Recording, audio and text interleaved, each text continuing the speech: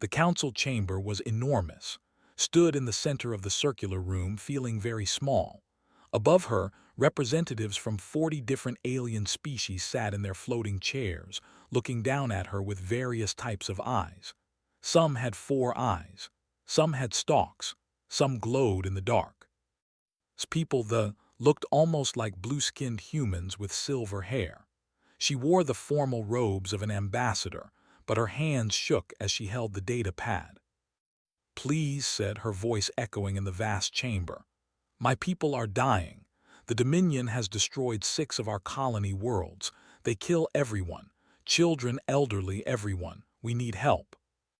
The head counselor, a tall being made of what looked like living crystal, spoke in a cold voice. "The conflict is outside our jurisdiction. The Dominion has not attacked any council member worlds." "But they will," pleaded. "Once they finish with us, they will move to other systems. Please, we just need military support, just enough to defend our—" Another counselor, this one resembling a floating jellyfish, made a sound like wind chimes. "We cannot spare resources for every minor dispute in the Outer Rim." "This is not a dispute, this is genocide." His voice cracked. She had not slept in 3 days. Back home, her sister was helping evacuate cities. Her brother was flying a defense fighter, probably already dead. The Crystal Counselor's voice cut through her thoughts. "The Council will send observers to document the situation. That is all we can offer." "Observers? My people don't need observers. We need weapons. We need ships. We need—" stopped. She knew what she was about to say, and she knew how they would react. "Say it, Ambassador," the crystal being said. Took a breath. "We need the humans." The chamber erupted in noise. Angry clicks, whistles, roars. The Crystal Counselor raised one hand and silence fell. "The humans are quarantined to their system for good reason, Ambassador. They are dangerous, unpredictable, violent. They come from and they think like—" "Maybe that is what we need right now," said quietly. "The Council's decision is final. No military aid will be provided. This session is over." Stood alone as the floating chairs drifted away. She had failed. Her people would die and the galaxy would watch. Far from the council chamber, on the edge of known space, Captain was having a bad day. His cargo ship, the Morning Grace, was old and slow. The air recycler made a clicking sound that worried him. And now, his communications officer was picking up a strange signal. "Captain, you should hear this," said, pressing buttons on his console. Walked over. He was a stocky man with short black hair and tired eyes. He had been flying cargo routes for 15 years. "What is it?" "Distress signal, very weak, not on any standard channel." Listened to the static, then through the noise a voice, not human, scared. "Help, please, children aboard, life support failing." The ship's engineer looked up from her work. She was young, barely 25, with oil stains on her hands. "That is in the restricted zone. We are not supposed to go there." "I know," said. He looked at the navigation screen. The signal was coming from an area where non-council ships were not allowed. If he went there, he could lose his license, maybe go to prison. He thought about his own daughter, safe back on Earth. He thought about children on a dying ship, gasping for air. Set a course, maximum speed. Captain started. "I know the rules," said, "but I also know what is right. We are going." The Morning Grace changed course. 2 hours later they found the ship. It was a civilian transport, drifting and damaged. Scorch marks covered its hull. One engine was completely gone.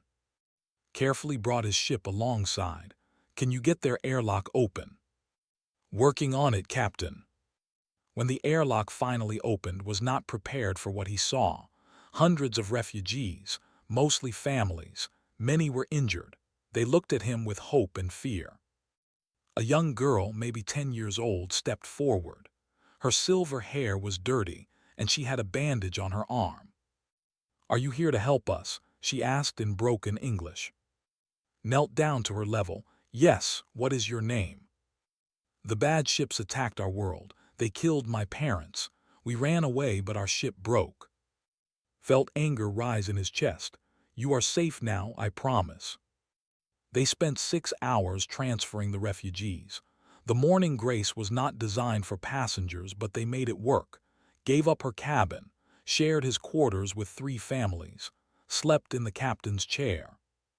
Stayed close to, she told him about the attack, how the ships came without warning, how they bombed cities, how her school had been destroyed. Did anyone help you? Asked. Shook her head. The council said they would send observers, just people to watch and take notes, not soldiers, not help. His hands tightened on the controls. That is wrong. They brought the refugees to the nearest neutral station. It was crowded with others who had escaped, thousands of them living in temporary shelters. At the station, met a woman who did not act like a refugee. Her name was. She said she worked in trade negotiations, but had been around long enough to recognize intelligence officer. You are human, said, meeting him in a quiet corner of the station bar. Yes, is that a problem? No, it is interesting. Humans are not supposed to be in this sector. Shrugged, I heard a distress call. I answered it. Smiled slightly. Of course you did, she leaned forward. Tell me everything you saw, everything the girl told you. Did, when he finished, was quiet for a long moment. The council will not help them, she finally said. I know, told me. But Earth might. Looked at her sharply. We are not part of the council. We are not supposed to interfere in their politics. This is not politics, Captain. This is genocide. Stood up. Thank you for your help. Go back to your cargo runs. Forget you saw me. What are you going to do? My job. Walked away. Before left the station, he found one more time. She was staying in a shelter with other orphaned children. Captain, she ran to him and hugged his legs.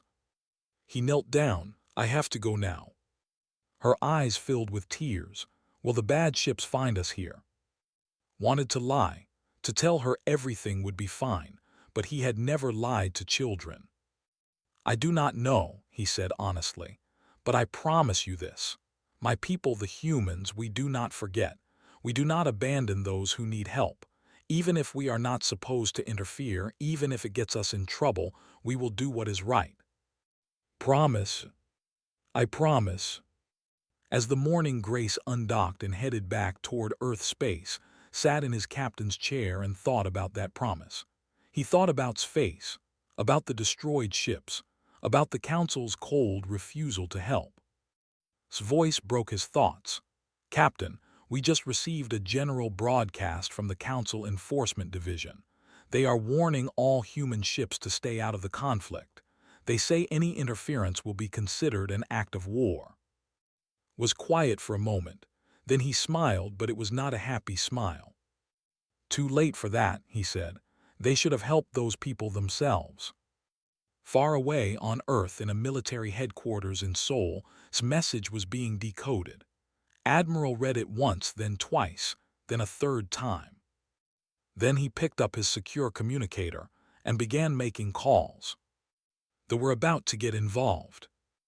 Admiral sat in his office, looking at the holographic display floating above his desk. It showed the system. Red markers indicated military positions. Blue markers showed what was left of defenses. There was a lot more red than blue. He was 60 years old, with gray hair and scars on his hands from the Unification Wars. He had seen war. He had seen what happened when good people did nothing. The door opened. General entered, followed by 3 other officers. They all looked tired. It was 3 in the morning. You saw his report? Asked. Yes, sir, said. She was a short woman with sharp eyes. They are losing. They will finish them within 2 months. And the council refuses to act. They say the conflict is not their problem. Felt old anger stir in his chest. 50 years ago, when Earth had made first contact with the galaxy, humanity had been excited. Finally, they were not alone. They could join a community of peaceful, advanced species. That dream had died quickly. The first time pirates attacked a human colony, Earth sent warships. They destroyed the pirate base completely. No survivors. The Council had been horrified. They said humans were too violent, too dangerous. Earth was quarantined. No human ships allowed in Council space. No trade, no diplomacy, nothing. For 50 years, Earth had been alone again. And now, the Council needed help but was too proud to ask. If we intervene, one of the other officers said, the Council will consider it an act of war. Let them, said quietly. Everyone looked at him. Sir, said carefully. The Council made their choice. They chose politics over lives. We do not have to make the same choice. Stood up. Get me a secure line to the President. We are going to do something about this. 3 days later, Colonel received her orders. She read them twice, making sure she understood correctly. Then she smiled. Was 42, muscular, with short hair and a scar across her jaw from a training accident. She had spent 20 years in Earth Special Forces. She had fought in jungles, mountains, deserts, and the vacuum of space. She was very good at her job. Her team assembled in the briefing room. There were 12 of them, all veterans, all volunteers. Listen up, said. We are going to space. Officially, we are not there. Officially, this mission does not exist. If we get caught, Earth will deny everything. Her demolitions expert grinned. He was a big man with gentle eyes and dangerous hands. So, a normal Tuesday. The team laughed. Our mission is simple, continued. Link up with resistance forces, disrupt supply lines, make them bleed. She paused. They are committing genocide. We are going to stop them. The team medic raised her hand. She was young, only 28, but she had already saved dozens of lives in combat. Rules of engagement. Standard, we defend ourselves. We defend civilians, but we take prisoners when possible. We are not like we are human, and that means something. They left Earth on a civilian freighter, the same freighter that Captain commanded. The Morning Grace was old and slow, but it had one advantage. The Council was not watching it closely. Greeted at the airlock. Welcome aboard, Colonel. I hope you do not mind tight quarters. I have slept in worse places, said. Thank you for doing this. Thank the girl. She reminded me why we do not stand by when innocent people are dying. The journey took 2 weeks. Used the time to study everything they knew about They were reptilian, roughly 2 meters tall, with thick scales and powerful bodies. They had been conquering smaller species for 300 years. They believed strength was the only thing that mattered. They were about to learn that humans had a very different understanding of strength. The Morning Grace entered space using fake identification codes. They landed on a moon that still had resistance fighters hiding in old mining tunnels. The fighters were surprised to see humans. Their leader, a male named, looked at its team with suspicion. The Council sent you, he asked. No, said, Earth sent us on our own. Why? Humans are not part of the Council. This is not your fight. Met his eyes. When innocent people are being slaughtered, it is everyone's fight. We are here to help. Will you let us? Studied her for a long moment, then he nodded. Yes, we will let you. The first operation happened 3 days later. Supply convoy moving through a narrow canyon. 12 trucks carrying ammunition and food. Team set up positions on both sides of the canyon, placed shaped charges at strategic points, stayed back with the medical supplies. The rest waited. When the convoy entered the kill zone, gave the signal. The explosions were perfectly timed. The first and last trucks were destroyed instantly, trapping the others. Then her team opened fire with precision rifles. The soldiers scrambled out of their vehicles, confused and disoriented. They were used to fighting, who relied on energy weapons and predictable tactics. They were not ready for humans. Team moved like ghosts, appearing, firing, disappearing, using the terrain, using speed and surprise. 3 minutes later, it was over. 11 dead, 1 captured, the convoy destroyed. The captured was wounded but alive.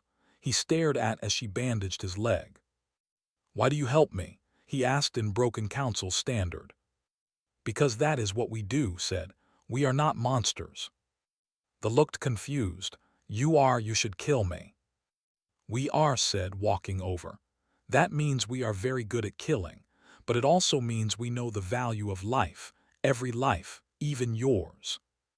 She leaned down. "Tell your commander this. Tell him humans are here now. Tell him we will not stop until he withdraws from space. Can you do that?" The nodded, still looking confused. They let him go. Over the next month, his team conducted 23 operations. They destroyed supply depots, ambushed patrols, and disrupted communications. The started calling them the ghosts from the Death Planet. Commander was not amused. He stood in his command center, looking at casualty reports. In 30 days, he had lost more soldiers than in the previous 6 months combined, and it was all because of 12 humans. "How is this possible?" he roared at his officers. "They are primitives, they have no advanced technology." His second-in-command, a veteran named, spoke carefully. "They fight differently, Commander. They do not follow our tactical doctrine. They use terrain we would never consider. They take risks that seem suicidal but somehow work. Then adapt, learn their methods." "We are trying, Commander, but they think differently than any species we have encountered. They seem to enjoy danger. They thrive in chaos."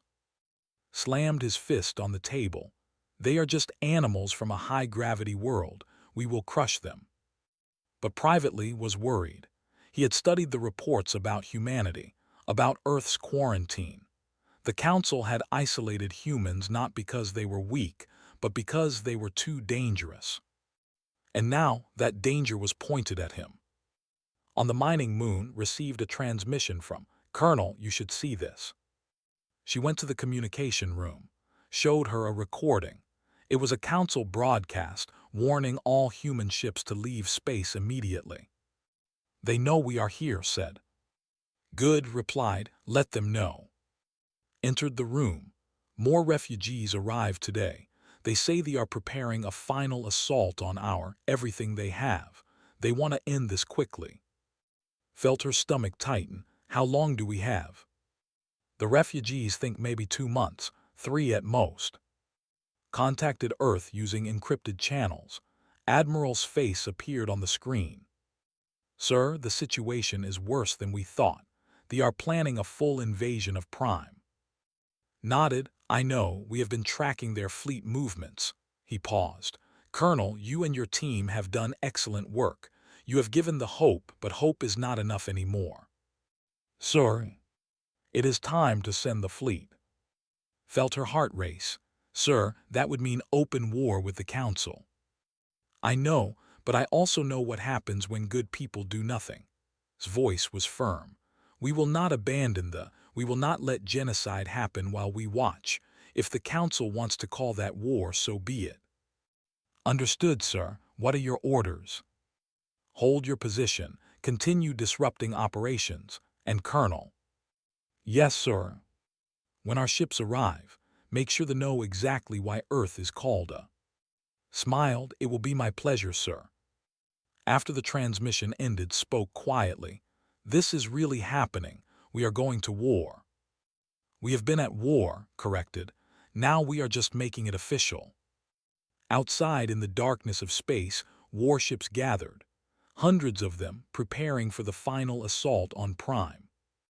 They did not know that humanity was preparing too. They were coming. The last orbital defense platform around Prime exploded in silence. Ambassador watched from the command center deep underground, her hands gripping the edge of the console. On the screen, debris floated where the platform had been moments before. "How many do we have left?" she asked quietly. The defense coordinator, an elderly named Len, checked his displays. 3 platforms, maybe 4 if we can get power restored to the northern one." His voice was hollow. "It will not be enough." Knew he was right. Above them, 600 warships filled the space around there. Below, 4 billion waited, knowing death was coming. How long? Asked. 72 hours, maybe less. Once they finish with the orbital defenses, they will start bombardment. Len looked at her with tired eyes. I am sorry, Ambassador, you tried. The Council just did not care. Thought about the Council chamber. About the cold crystal being who had dismissed her plea. About the 40 species who had watched her people's destruction and done nothing. She activated the communication system one more time. Not to the Council. They had already failed her. This message went out on every frequency, to every ship, every station, every world that could hear. This is Ambassador of the. Our world is about to fall. Our people are about to die. The Council has abandoned us. If anyone out there believes that innocent lives matter, if anyone believes that genocide is wrong, please help us. Please do not let the galaxy forget what happened here. Her voice broke. Please do not let our children die for nothing. She ended the transmission and sat down, suddenly very tired. Len put a hand on her shoulder. They sat together in silence, waiting for the end. 50 light-years away, Admiral stood on the bridge of the dreadnought Indomitable. Around him, 347 human warships hung in formation. The 3rd and 5th fleets, humanity's finest. Every ship was ready, every weapon loaded, every crew member knew what they were about to do. Captain, commander of the Indomitable, walked over too. He was a tall man with calm eyes and steady hands. He had been fighting since the Unification Wars, same as. Sir, we just received Ambassador's message. Listen to it. When it finished, the bridge was silent. All ships report ready for jump, sir, the navigation officer said. Looked out at the fleet, 347 ships, 50,000 crew members, all volunteers, all knowing they might not come home. Send a message to Earth, said. Tell the President we are committed. There is no turning back now. Message sent, sir. Good, took a breath. All ships, this is Admiral. What we are about to do will change everything. The Council will call it an act of war. They will say we are dangerous. They will be afraid of us. He paused. They are right to be afraid. Not because we are monsters, but because we will not stand by while innocent people die. Today, we show the galaxy what humanity stands for. Today, we remind them why Earth is called a. He nodded to, Captain, take us to Prime, maximum speed. Yes, sir, all ships jumping in 3, 2, 1, jump. Space twisted, the fleet vanished. They used jump routes that no other species would dare attempt. Paths through stellar phenomena that would crush most ships. Gravity wells that would tear apart vessels not built to withstand extreme forces. But human ships were built different. Human crews could handle acceleration that would kill any other species. They had grown up on a high-gravity world where just walking took strength. They cut the journey time by 40%. On the Indomitable, weapons officer ran final checks on the main cannons.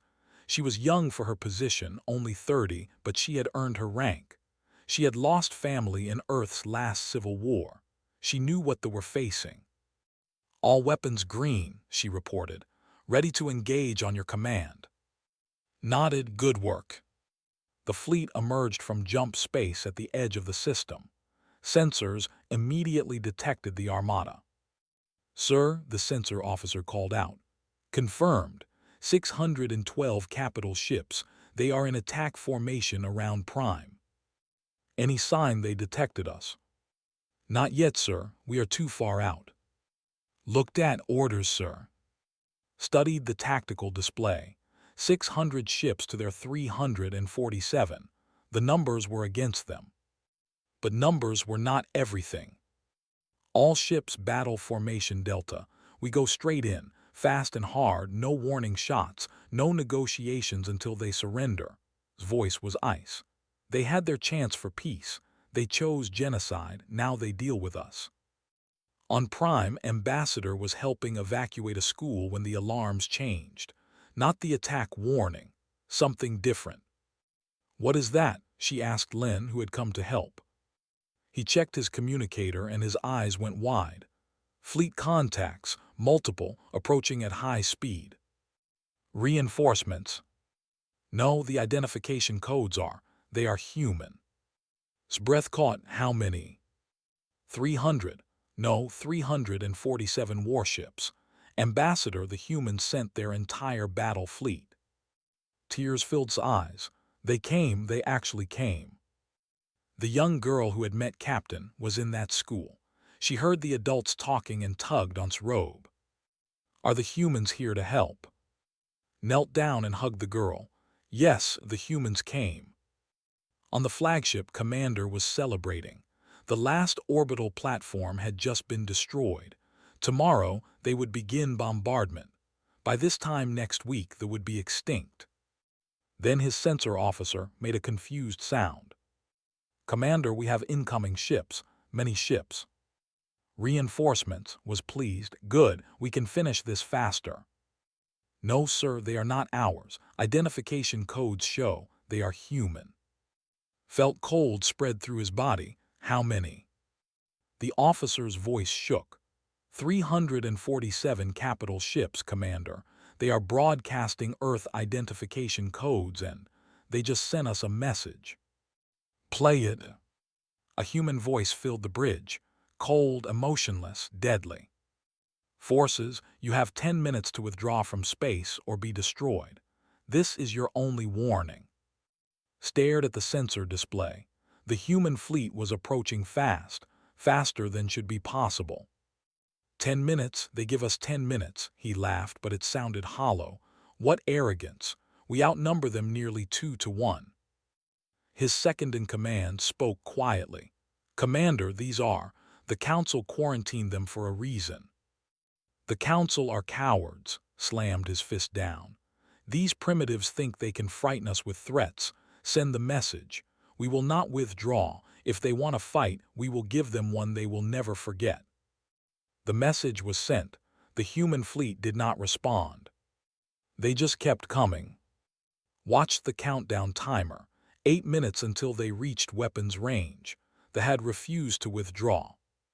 Sir, they are forming defensive positions, the tactical officer reported. They are preparing to engage. Expected, said. They think they can win because they have more ships. He smiled, but there was no humor in it. They are about to learn that quantity does not beat quality when the quality is engineering and crews. His hands moved over her weapons console. Main batteries ready, missile tubes loaded, point defense systems active. All ships report ready, sir, the communications officer said. Opened a fleet-wide channel. All ships, weapons free, target their engines and life support first. We want to disable, not destroy. But if they keep fighting, we show no mercy. Make them understand what happens when you threaten innocent lives. 347 human captains acknowledged. The timer hit 0. Engage, ordered. The human fleet accelerated. The ships opened fire first, their energy weapons lighting up space. But the human ships were already moving, weaving between the attacks with impossible precision. Their crews handled the brutal acceleration without problem. Gravity that would crush most species was just another day for humans. The Indomitable rolled, diving under a barrage of fire, and unleashed the main cannons. The ship's shields flashed and failed. The rounds punched through armor like paper. Target hit, their engine is out. Next target, ordered calmly. All across the battle space, human ships danced between vessels, hitting hard and fast. Missiles found weak points. Energy weapons cut through shields. Kinetic rounds destroyed engines. They fought back, but they were not ready for this. Every battle tactic they knew was useless against enemies who moved like this, who fought with such precision and violence.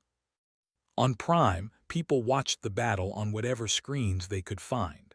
They saw human ships perform maneuvers that looked impossible. They saw vessels disabled one after another. Watched with wide eyes, they are winning. could not speak. She just watched as the humans, outnumbered but never outfought, tore through the fleet. On the flagship, alarm screamed, watched his fleet being destroyed.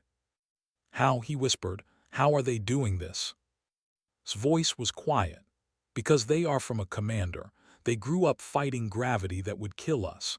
They evolved to survive conditions we cannot imagine, and now they are here. A human ship appeared on their sensors, coming straight at them.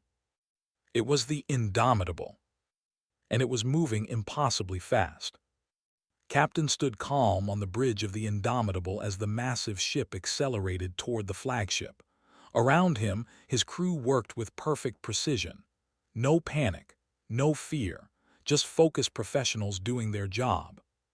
"Sir, we are approaching dangerous speed," the navigation officer warned. "If we maintain this acceleration, the G-forces will be uncomfortable but manageable," finished. "This is a human ship with a human crew. We can handle it. Continue acceleration." The Indomitable dove toward Prime's upper atmosphere. This was the maneuver that made other species call humans insane. They were going to use the planet's gravity to slingshot around and gain even more speed. Entering atmosphere in 30 seconds, navigation called out. On the flagship watched in disbelief. They are diving into the atmosphere at that speed. They will burn up. But the Indomitable did not burn up. Its shields flared white-hot as it skimmed through the upper atmosphere, but the ship held together. Earth engineers built things to last. The gravity well grabbed the massive ship and slung it around the planet like a stone from a sling. When it emerged on the other side, it was moving at a speed no ship could match. And it was heading straight for evasive action, shouted. Too late. His fingers danced across her weapon's console. She had been calculating this shot for the last 2 minutes. Speed, angle, relative velocity. She had one chance. Firing, she said calmly. Every weapon on the Indomitable fired at once. Cannons, missiles, energy weapons. A wall of destruction moving faster than sensors could track. The flagship's shields collapsed instantly. Explosions rippled across its hull. The engines went dark. Direct hit, reported. Their main power is offline. Life support is failing. Opened a channel to the flagship. Commander, your ship is disabled. Your fleet is being destroyed. You have one choice. Surrender now or die in the void. On the bridge, smoke filled the air. Emergency lights flickered. Half the crew was dead or injured. Stood among the wreckage, blood running from a cut on his head. Pulled himself up from the floor. Commander, we have to evacuate. The ship is dying. Looked at the tactical display. Through the smoke and damage, he could see the truth. His fleet of 600 ships was being torn apart. The humans were everywhere, moving like hunters, striking with perfect accuracy. He had lost, completely and utterly. How long have we been fighting? He asked quietly. Checked his chronometer. 4 hours, Commander. 4 hours. In 4 hours, the humans had destroyed or disabled over 300 ships. The casualty reports were horrifying. 34,000 dead or wounded. And the humans? Their casualty reports showed 847 killed in action. They are not human, whispered. They are demons. No, Commander said. They are, and we attacked people they chose to protect. Thought about all the worlds his people had conquered, all the species they had crushed. None of them had ever fought back like this. None of them had ever made him feel fear. He reached for the communication console. All forces, this is Commander, I order you to surrender, stop fighting, it is over. Across the battle space, ships powered down their weapons. Some tried to run, but human ships were faster. They were all caught, all forced to surrender. Admiral watched from the Indomitable's bridge as the last ship went dark. Sir, all enemy vessels have surrendered or been disabled, the tactical officer reported. Casualties: 847 killed, 2,300 wounded, 12 ships with major damage but all still operational. Felt the weight of those numbers. 847 humans who would not go home. 847 families who would grieve. But 4 billion would live. Send medical ships to assist the wounded, ours and theirs, ordered, and get me a channel to the flagship. His face appeared on the screen. He looked broken. Admiral said, "I surrender, my fleet surrenders, please, stop the killing." "The killing stopped when you surrendered, Commander. Now comes the hard part." His voice was firm. "You will withdraw all forces from space immediately. You will return any captured. You will pay reparations for the damage you caused, and you will face trial for war crimes. And if I refuse, then we resume the battle and there will be no fleet left. No survivors, no prisoners. We gave you a chance to surrender. Do not waste it." Was quiet for a long moment, then he nodded. "I accept your terms." On Prime, the entire planet erupted in celebration. People poured into the streets, crying and laughing and hugging strangers. The ships were leaving. The humans had won. Ambassador stood outside the government building, watching the sky. Human ships orbited overhead, their running lights bright against the darkness. Ran up to her, followed by dozens of other children. "We are safe. The humans saved us." Knelt down and pulled the girl into a hug. "Yes, they came when no one else would." "Why?" asked. "Why did they help us? We are not their people." Thought about Captain's promise. About Colonel's team fighting when they had no obligation to. About Admiral risking war with the entire council to save strangers. "Because that is who they are," said. "They do not abandon those in need." On the mining moon where Colonel's team had been operating, they watched the battle results come in. Let out a whoop of joy. "We did it, we actually did it." Was crying and smiling at the same time.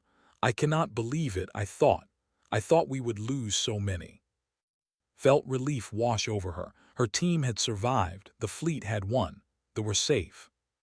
But she knew this was just the beginning. The council would react. There would be consequences. Her communicator beeped. It was Admiral. "Colonel, your team performed exceptionally. Thanks to your disruption of supply lines, they were already weakened when we arrived." "Just doing our job, sir." "I know, and now I have another job for you. The council has demanded an emergency session. They want to question us about our unprovoked aggression." Smiled grimly. "I need you and your team to come to the council station. They need to hear from the people who were on the ground." "Understood, sir. When do we leave?" "As soon as the diplomatic shuttle arrives. Oh, and Colonel." "Yes, sir." "Bring the girl. She should tell her story too." 3 days later, a human diplomatic shuttle arrived at Council Station 7, the same station where Ambassador had begged for help and been refused. Admiral led the delegation. Behind him came Colonel and her team, Captain and his crew, and Ambassador with Young. The council chamber was full. Every species had sent representatives. They all wanted to see these dangerous humans who had council authority. The crystal being who led the council spoke first. "Admiral of Earth, you have committed an act of war against a sovereign species without council approval. You have violated the quarantine. You have." "We saved 4 billion innocent lives," interrupted. "Lives that you refuse to protect." The chamber erupted in noise. The crystal being raised its hand for silence. "The conflict was not council jurisdiction." "Genocide is always everyone's jurisdiction," said firmly. "Or it should be." A voice called out from the observer section. "The humans are warmongers. They destroyed 600 ships." "We disabled most of them," corrected. "And we offered medical aid to the wounded, including wounded, because we are not monsters despite what you think." Another counselor spoke up. "You risked war with the entire council." "No," said quietly. "You risked your credibility by doing nothing. You sat in this chamber and watched genocide happen because it was not convenient to intervene. You are supposed to represent civilization, but you forgot what civilization means." He looked around the chamber. Civilization is not about advanced technology or elegant culture. Civilization is about protecting the innocent, about standing up for those who cannot defend themselves, about doing what is right even when it is hard. The Crystal Counselor's voice was cold, and Earth will decide what is right. "No," a new voice said. Everyone turned. Ambassador stepped forward holding her hand. "The will decide," said, "and we say the humans were right. They saved us when you abandoned us. They risked everything for people they did not even know." Stepped forward, her young voice clear. "Captain saved me when our ship was dying. Colonel fought the bad ships. Admiral sent the fleet. They did not have to, but they did, because they are good people." She looked up at the council. "Why did you not help us?" we asked. "We begged, and you said no." Silence filled the chamber. Then slowly one counselor stood, then another, then 10, 20, 40. Minor species. The ones who had been conquered, who had suffered, who knew what it was like to be abandoned. One of them spoke. "Earth has shown us what we should have been all along. We stand with the humans." The Crystal Counselor looked shaken. This is unprecedented." "So was genocide," said, "and so was your failure to stop it." The council chamber stayed silent for a long time after his words. The crystal being who led the council looked around at the 40 species standing in support of Earth. Its voice, when it finally spoke, was different, less cold, almost uncertain. "The council will need time to discuss this situation." "Take all the time you need," said, "but understand this. Earth will not return to isolation.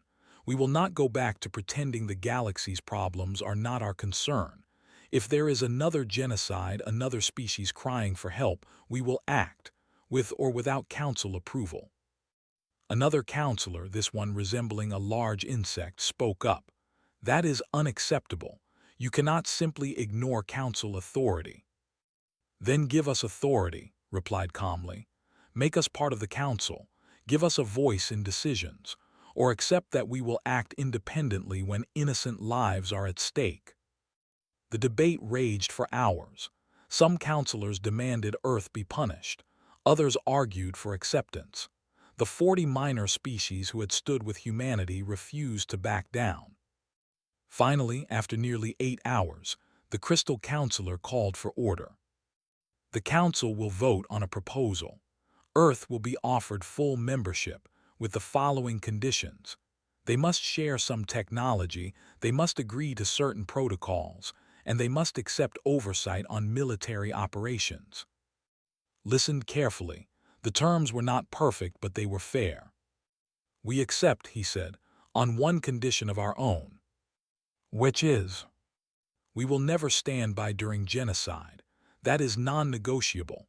We will follow your protocols where reasonable, but if innocent people are dying and the council does nothing, Earth will act. Always." The vote took another hour. In the end it passed. Barely, but it passed. Earth was now part of the Galactic Council. The celebration on Prime lasted 3 days. Humans were invited to every party, every gathering. Children followed human soldiers around, asking for stories. Adults wanted to shake hands with the people who had saved them. Captain found himself surrounded by grateful families every time he left his ship. He met his aunt, who had thought her niece was dead. The reunion made him cry. "Thank you," the aunt said, hugging him. "Thank you for saving her." "She reminded me why we do this," said, "why we never give up on people." And had become local celebrities. Engineers asked about human ship design. Navigators wanted to know how calculated those impossible jump routes. "We just use what we have," explained. "Human ships are built strong because Earth has high gravity. We had to make everything tougher." Colonel and her team spent time training volunteers, young who wanted to defend their world if they ever returned. Taught field medicine, showed them demolitions technique, herself ran tactical courses. You have to think differently, explained to a group of eager students. Do not fight the way your enemy expects. Use surprise. Use terrain. Use the fact that they think they know how you will react. One young male named Tail asked, "Is that how humans fight? Always different?" Smiled. "We come from a world that tried to kill us every day. We learned to adapt or die. That made us creative, unpredictable, and very, very stubborn." On the council station, negotiations continued for weeks. Earth's delegation worked out details of membership, trade agreements, technology sharing, defensive alliances.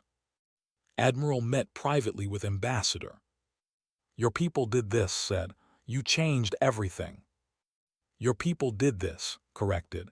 "You had the courage to ask for help, to trust us even when the council said we were dangerous."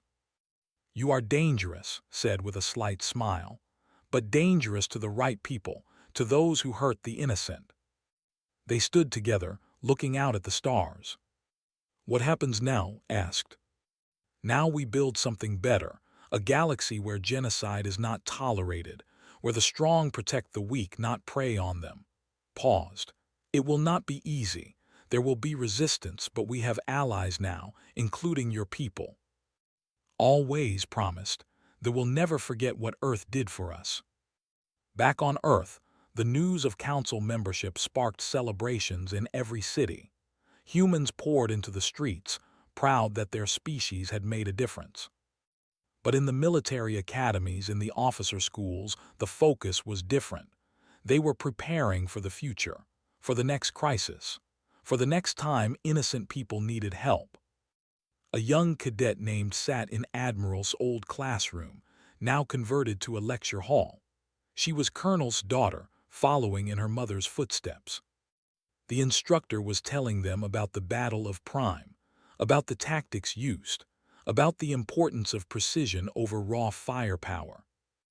"Remember," the instructor said, that means we are stronger, tougher, more adaptable than most species. But it also means we have a responsibility. Power without purpose is just violence. We use our strength to protect, not to conquer." Raised her hand. "Sir, what if the council orders us not to help someone?" The instructor smiled. "Good question, cadet. The answer is this: we follow orders when they are right, but we have a higher duty, to our values, to innocent lives. That is what Admiral taught us. That is what makes us human." In a prison facility, sat in his cell, writing. The humans had kept their word. He was imprisoned but treated fairly, fed properly, given medical care, even allowed to write. He was working on a memoir, a record of what had happened, of what he had learned. "I learned that are not monsters," he wrote. "They are what happens when a species learns to survive against impossible odds and chooses to use that strength to protect others." He paused, thinking about the battle, about how completely he had been defeated, about the medic who had saved wounded soldiers even while under fire. "They are terrifying in battle, relentless, creative, unpredictable, but they are also capable of great compassion. They take prisoners, they heal enemies.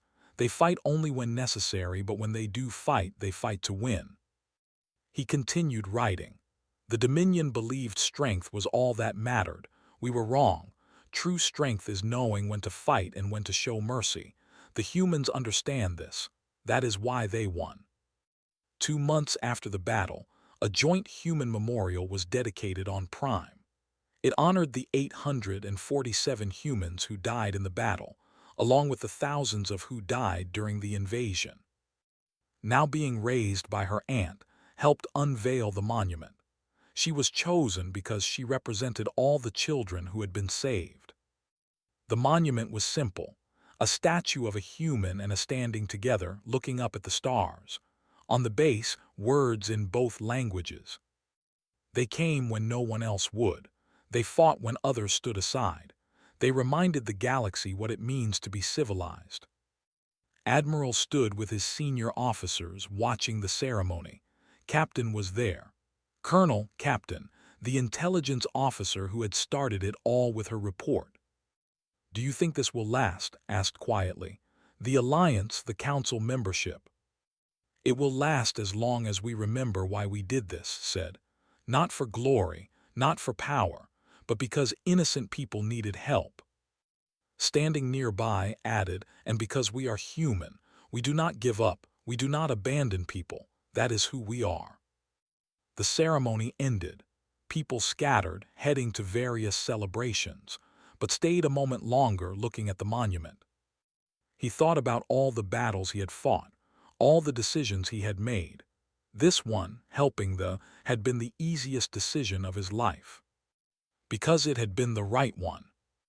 In the years that followed, Earth became known across the galaxy as defenders of the innocent. When pirates threatened trade routes, human ships responded. When natural disasters struck distant worlds, human aid arrived first. When dictators oppressed their people, Earth spoke up. The Council learned to work with humans, to appreciate their direct approach, to value their willingness to act when others hesitated. New species joined the Council, drawn by Earth's reputation. They knew that in a galaxy protected by, they would be safe. And in classrooms across both Earth and Prime, children learned about the day the fleet arrived, about how humanity proved that strength and compassion could coexist, about how doing the right thing sometimes meant defying authority. Grew up and, as she had promised herself, joined the Earth Defense Academy. She graduated top of her class, the first non-human to do so. At her graduation, Admiral, now very old but still sharp, gave the speech. "You are the future," he told the cadets, "human and non-human alike. You will face challenges we cannot imagine. You will make hard choices. But remember this, we are not because we are strong. We are because we survived and chose to use that survival to help others." He looked directly at, "When they came for your people, the Council did nothing. One human captain answered a distress call. One intelligence officer sent a report. One admiral made a decision. That is all it takes to change the galaxy. One person choosing to do what is right." The cadets stood and saluted, not just to, but to everything he represented, to the idea that power should protect, not dominate, that strength should defend, not destroy. Stood among them, proud to wear the uniform, proud to call herself a defender, proud to stand alongside the who had saved her world. In the darkness of space, human ships patrolled, not as conquerors, not as overlords, but as guardians, as protectors, as proof that the galaxy could be better. And somewhere in the vast archives of the Galactic Council, a recording was kept. Ambassador's desperate plea for help, not as a reminder of failure, but as a promise. Never again would the Council stand by during genocide. Never again would innocent pleas for help go unanswered. Because they were watching, and they would never forget what it meant to be human. To be strong and kind, fierce and compassionate, dangerous to enemies and protective of the innocent. That was the legacy of the day the fleet arrived. Not just a military victory, but a moral one. A reminder to the entire galaxy that civilization was not measured in technology or culture, but in the willingness to stand up for those who could not stand up for themselves. And as long as humans existed, as long as Earth remained part of the galaxy, that promise would be kept. Always.